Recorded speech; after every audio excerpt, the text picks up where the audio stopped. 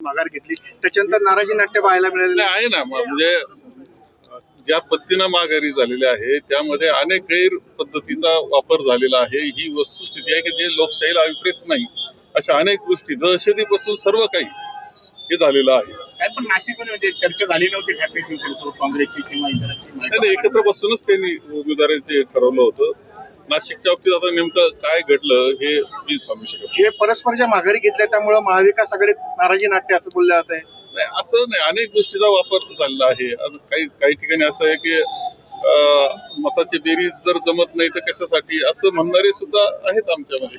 साहेब, नाशिकमध्ये महायुतीमध्ये साहेबांचं वेडेटीवर साहेबांनी एक आरोप केला आहे की विधान परिषदेच्या निवडणुकीमध्ये गुढेबाजार जास्त झालेला आहे आणि एका काँग्रेस नेत्यानेच नगरसेवकांना 5-5 लाख रुपये वाटलेले आहेत. काही कळालंय की कोण काँग्रेस नेता आहे, बडा काँग्रेस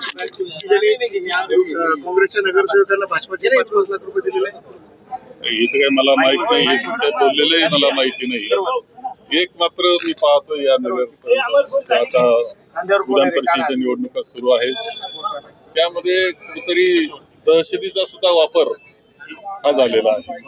सगळ्या प्रकारचा म्हणजे भारतीय जनता पक्षाची एक पद्धत आहे, येणं केनं प्रकारे सत्ता, आणि त्याकरता कोणत्याही गैरमार्गाचा वापर हे आम्ही अनुभव आमच्या अहिल्यानगर जिल्ह्यामध्ये सुद्धा घेतलेला आहे.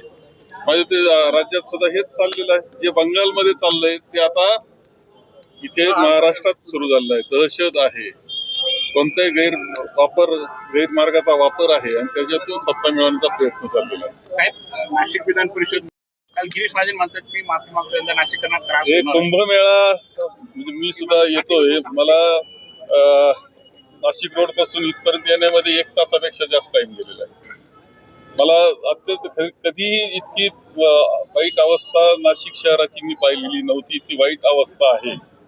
इथे महानगरपालिका प्रशासन आहे की नाही असं वाटावं ही परिस्थिती आहे.